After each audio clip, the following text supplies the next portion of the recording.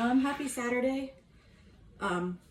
So I had just finished creating my lesson plan, and this is the only whiteboard I can find in my house that I could clean off. So I'm thinking of introducing it and just saying, like, we're gonna review subtraction with regrouping. Does anybody remember what that is? And then, yes, I am teaching a lesson today. Like, I know we're excited, but let's make sure that we're still learning, because if we get too excited and don't learn anything, what was the point of me teaching a lesson?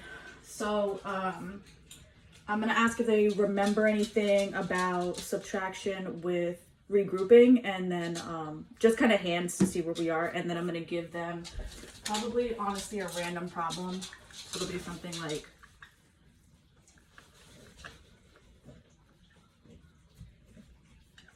oh wait, no, that's not how I wanted to write it. So, and then I would say, can you see what that says? You can. It's kind of backwards, but 832 minus 639. And then I kind of say, take like 5 minutes to solve this on your own.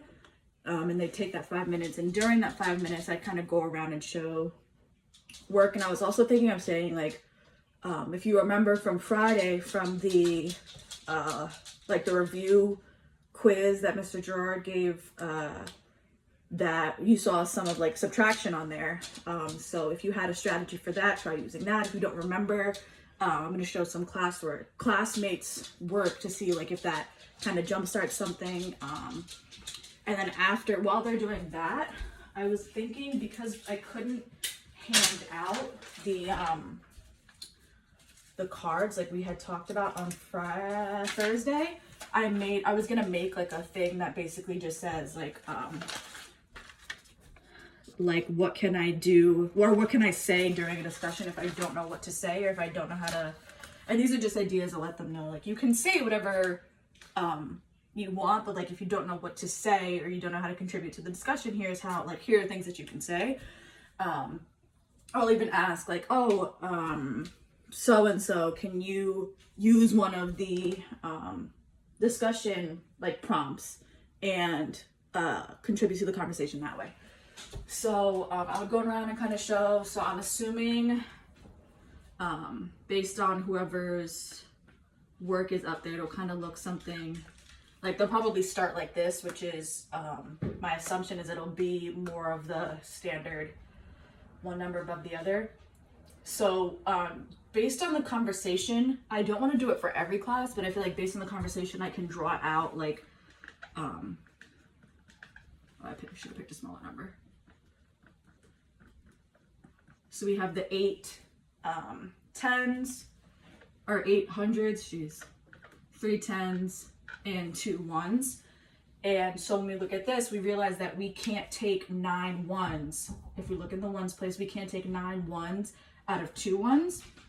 So we need more ones in this top number, in the 832. So we're gonna take a 10 from this 30, because this is in the tens place.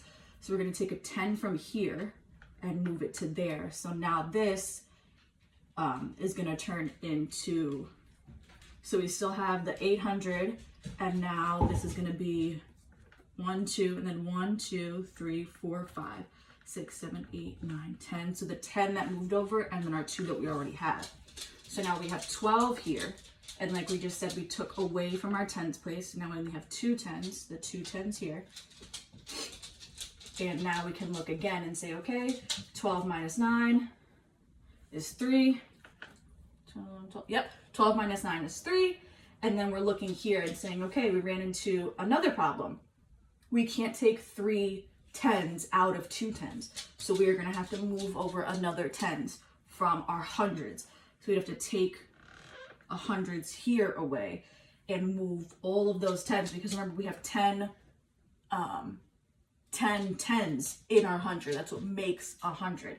So we're gonna have to move that over, and this is kind of a mess, but it would be 1, 2, 3, 4, 5, 6, 7, 8, 9, 10, and then 1, 2 from here. So now we have 120.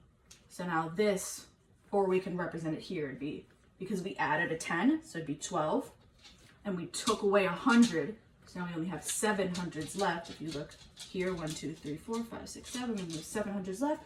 12 minus 3 is 9, and then 7 minus 6 is 1. So our answer for 832 minus 639 is 193. So I'm kind of hoping that helps and we go over that. And then after the discussion of 2 students, like we had talked about on Thursday, I was going to give them another one, like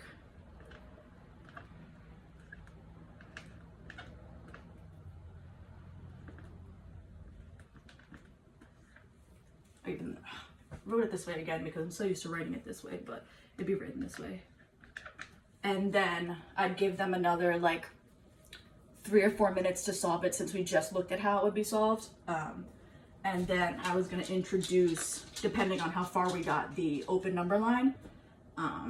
So the way that I had watched it is it kind of looks like this, except our number over here is 4,631 and we're going backwards, but I feel like you can also count forward, but I'm not sure how to teach that. I kind of like moving forward, so 267 is over here. To get to 200, we want to move to our tens. So to get to our next tens, which would be what?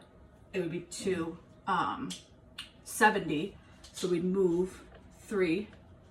That would be plus 3, which would give us 270. And now we're at 270. Oh, that's kind of like a really, really big jump. I'm going to change this. I'm going to change this actually. Yeah, let's do that. So now we're at 270.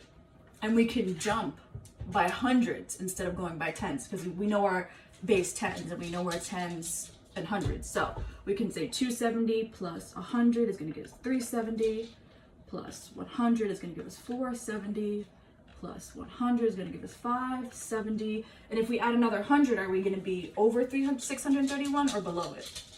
We'd be over it. So we can't add another 100. So what can we add to try and get to 631? We can go by tens. So we have, so then it would be plus 10 would be 580, 590, and then I'm just going to extend it down here. Sorry, 631 is still over here, so I'm going to move that. So we'd be at 590, and then we'd be at 600. And now that we're looking at we're at 600, how many do we need to get to 631? And we know it's plus 31. So now we have 631 here. Sorry, I'm a little bit of a mess. So now we're at 631. So now that we've gone and added to get there, we can say, okay, what did we add together to get to 631? And we added 3. We added 100, 100, 100, 10, 10, 10, and 31. Or we can say we had 1, 2, 300. We had 1, 2, 3 tens, so 30. We had 31, and we had 3. 3, 6, 3. 363. I believe that's correct. I should probably pick a problem and do it beforehand to make sure that my math is correct. But I also don't mind getting it wrong because then maybe they'll notice that I got it wrong and correct me. So we can look at this open number line. But if I use the same numbers and go backwards, we're trying to get to 267 from 631. I can kind of do the same type of concept. So 631, we want to get to our next tens. We can actually count by tens, or we can, or subtract by tens or subtract by hundreds, but I feel like subtracting by. So this would give us 531, 431, 331. And if we go down another one, it gives us 231. And then we can say, okay, we're at 231. That's too far. Just kidding. We're not at 231. We're at 331. And then how much to get to the next. But I feel like that gets really confusing, so I'd rather add it. But if you think I should do subtraction, I can do it that way instead.